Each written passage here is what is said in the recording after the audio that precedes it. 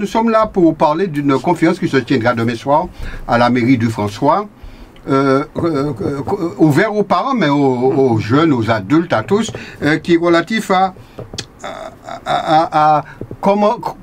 Quels sont les problèmes auxquels on peut faire face quand on est adulte, quand on est étudiant, quand on est chômeur, etc. Alors, je rappelle tout de même que vous êtes formateur d'adultes et consultant. Alors, avant de commencer, un formateur d'adultes, qu'est-ce que c'est? C'est une personne qui accepte la mission de rencontrer des adultes et de, comment dirais-je, de permettre au travers de cette rencontre, hein, de ce temps fort, puisque c'est un temps fort, il y a un début, il y a une fin, à la fois de se poser des questions, de continuer à se poser des questions et en même temps de construire des réponses. En tout cas, comment dirais-je, de rentrer dans une logique de construction de réponses et j'ai envie de dire de construction de soi. Donc il y a une notion bien sûr de connaissance, mais je pense qu'on ne peut pas réduire la formation à une transmission de connaissances ou du point de vue des apprenants à de l'accumulation de savoir. Je crois que l'enjeu, de manière un peu plus profonde, c'est la construction de la personne, son évolution et sa construction dans le temps et en fonction aussi voilà, de son histoire familiale, de son parcours, de son trajet de vie. Voilà ce qu'est un formateur. C'est en quelque sorte de les aider à réfléchir et à prendre conscience de leur être, de leur moi, pour pouvoir après s'ouvrir au monde, s'ouvrir aux difficultés. Complètement. Voilà. Alors c'est les aider, oui, c'est surtout comment dirais-je, amener une prise de conscience. Quand je dis amener, elle se construit, hein, la prise de conscience justement dans les interactions, dans l'échange. Hein.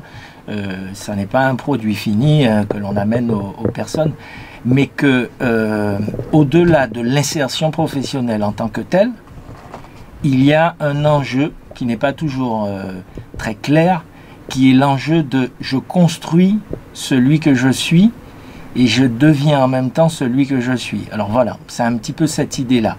Au-delà d'obtenir un emploi, de valider ou de décrocher un diplôme, je suis une personne en devenir et je suis dans ce processus de construction de ce que je suis. Dans un environnement avec des spécificités. Ici, à thème athénique, avec une histoire, avec voilà, des influences diverses et variées. Voilà, c'est ça. Voilà, alors j'étais un petit peu circonspect quand je vous écoutais, mais j'essaie un petit peu de placer tout cela dans ma petite tête. Oui. Alors, en gros, nous allons faire simple. D'accord. Un chômeur vient écouter votre conférence ce soir. Oui. Il est dans le doute. Il n'a pas de travail, il ne peut pas se projeter. Dans sa famille, il a des problèmes parce qu'il est traité peut-être de feignant.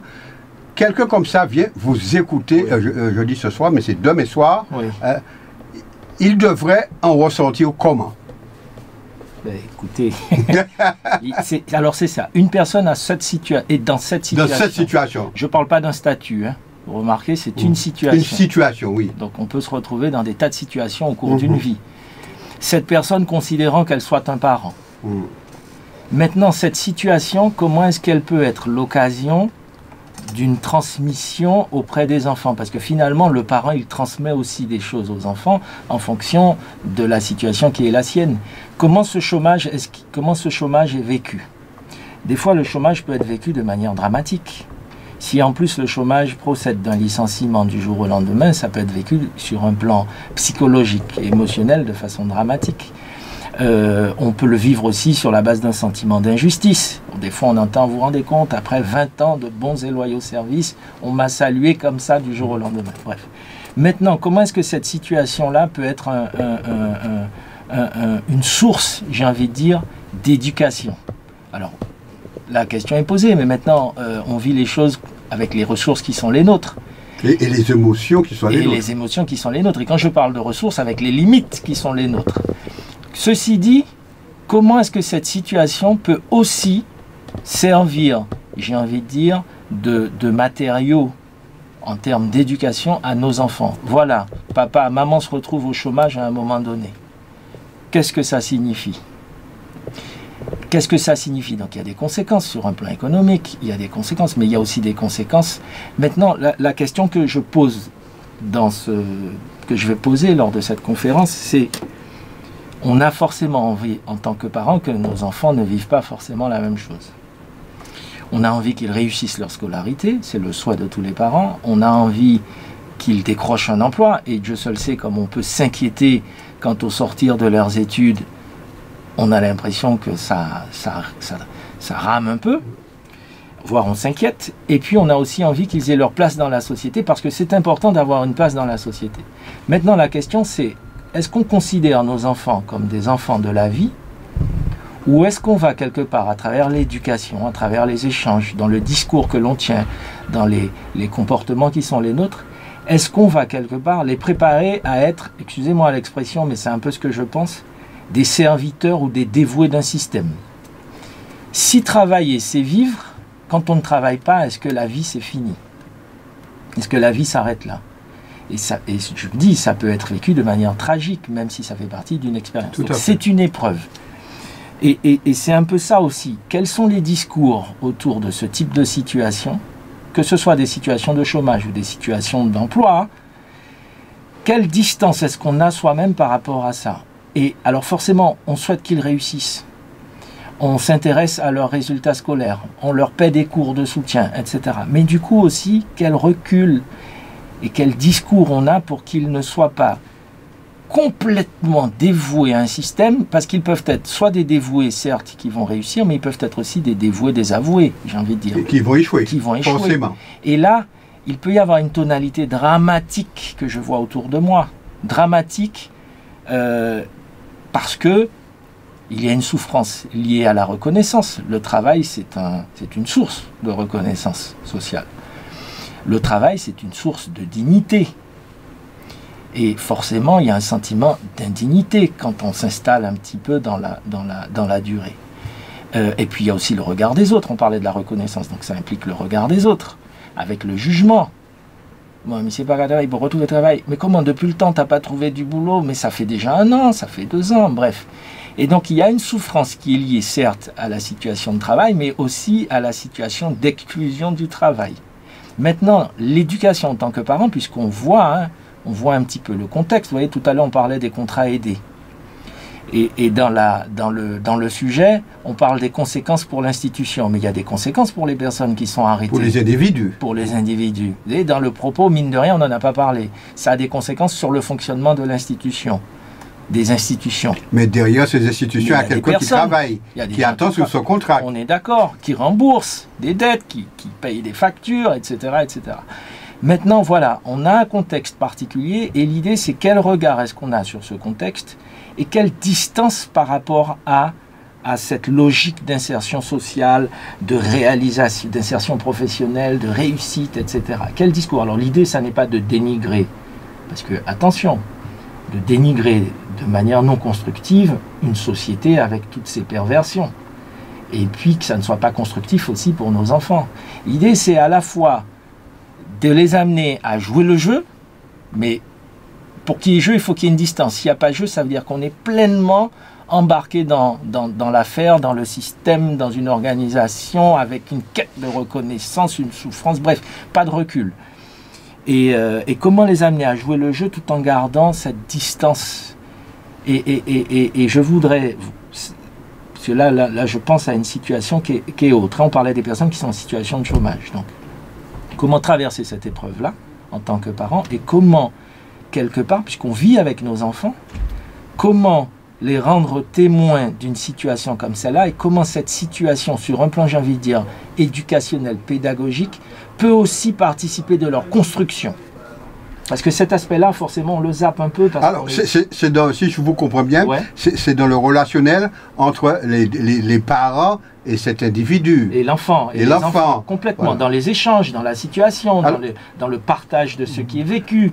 Et aussi dans le propos distancié par rapport à la situation en disant voilà, il est possible que demain on te remercie, il est possible que demain tu travailles pendant 2 ans, 3 ans et qu'ensuite tu doives rebondir. Maintenant, comment est-ce que c'est forcément dramatique?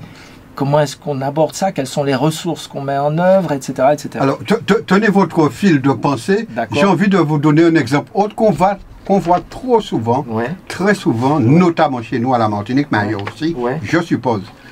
c'est cet enfant que nous avons, ou ce jeune que nous avons aidé, comme vous avez dit, nous l'avons protégé, il a eu des cours, il a eu tout ce qu'il fallait, il a fait des études brillantes, et puis il revient, et puis il va les faire. Ouais. Ça se voit, c'est vrai. Ah oui, que ça se voit ici, et autour de moi, j'en connais, j'en ai vu. Alors, très souvent, le rapport, alors là, ça se dégrade. Complètement. Alors, est-ce que c'est la marche à suivre, ou bien est-ce qu'il y a toute une... tout un semis qu'il faut récolter, planter, mélanger pour que la relation de cette personne et le parent ou les parents tiennent la route. Bon. Voilà une situation qui est forcément difficile à vivre pour un parent qui s'est investi, qui a payé de sa personne en tant que parent, mais qui a aussi payé avec qui s'est investi et qui a investi. Qui a investi, c'est ça. Donc il y a une notion économique, surtout quand on en a 2 ou 3 et qu'on ne roule pas forcément sur l'or. Toutes les familles ne roulent pas sur l'or. Des fois, on se serre la ceinture pour que les enfants fassent des études. Ou alors, il y en a un qui fait des études et les autres n'en font pas. Bon. Moi, j'ai envie de dire que dans un premier temps, il y a à se poser des questions. Parce que vous voyez, quand on dit pas faire rien, mon sacrifier quoi, moi, il pas qu'à faire rien. Qu'est-ce qui se passe? Qu'est-ce qui se passe en réalité? Il a choisi de faire des études. Ces études, est-ce qu'elles le correspondent réellement? Il peut aussi être complètement paralysé parce que je le vois et j'en parle, j'en profite d'en parler. On a de plus en plus de jeunes qui sont effrayés, même s'ils ont eu des parcours brillants, des parcours, j'ai envie de dire, universitaires brillants, qui sont effrayés par la réalité du monde du travail. Il y en a d'autres qui ne le sont pas. Hein. Je ne suis pas en train de stigmatiser le travail. Hein. Oui, voilà. Ça dépend du caractère. Bien sûr, ça de dépend du caractère. Ça dépend aussi d'une histoire familiale. Il y a d'autres paramètres. Hein. On ne peut pas forcément aborder une réalité complexe à travers un seul angle. Mais je vois des personnes qui sont effrayées à l'idée soit de ne pas être à la hauteur, soit de ne pas trouver leur place, et qui à un moment donné, dans cette attitude de « il pas qu'à faire rien », c'est une forme de peur ou de refus, mais d'un refus qui est motivé par la peur, de ne pas y aller. Ou alors c'est une sorte de déphasage, là j'ai un exemple en tête précisément, mais ça reste un cas d'espèce, d'un jeune qui à un moment donné a l'impression qu'il est passé à côté des études qu'il aurait dû choisir. Donc il y a aussi une problématique d'orientation. Il a été vers des études, mais quelque part au fond c'était pour faire plaisir à ses parents. Donc on a aussi l'élément de motivation d'une orientation. Et au sortir de ce parcours, qui est plutôt un parcours brillant, là, on est à l'arrêt. J'avance plus. J'avance plus parce qu'en réalité, je ne suis pas en phase, au fond, avec moi-même. Et c'est là la question. Travailler, c'est vivre, ou vivre, c'est être en phase avec quelque chose qui nous anime et qui ne s'arrête pas seulement à avoir un emploi, un salaire. Et c'est ça la question. Comment est-ce que l'éducation nous amène à traiter nos enfants? Ce sont des enfants de la vie, désirantes, en phase avec quelque chose qui nous anime, même s'il y a des réalités, des contraintes aussi à accepter. Ça fait partie aussi de notre aspect de l'éducation. Et comment être en phase avec ça pour se sentir en vie, vivant, animé. Et je crois que c'est ça aussi la question. C'est-à-dire qu'ils ont certes un parcours brillant, mais ils ne sont pas animés. Et voire ils sont effrayés. Ils sont effrayés parce qu'ils sont aussi ouverts. Ils entendent, ils reçoivent des informations qui nécessairement ne mettent pas en confiance. De trop peut-être, trop d'ouverture peut-être. Mais voilà un cas, effectivement, il n'y a pas qu'à faire rien.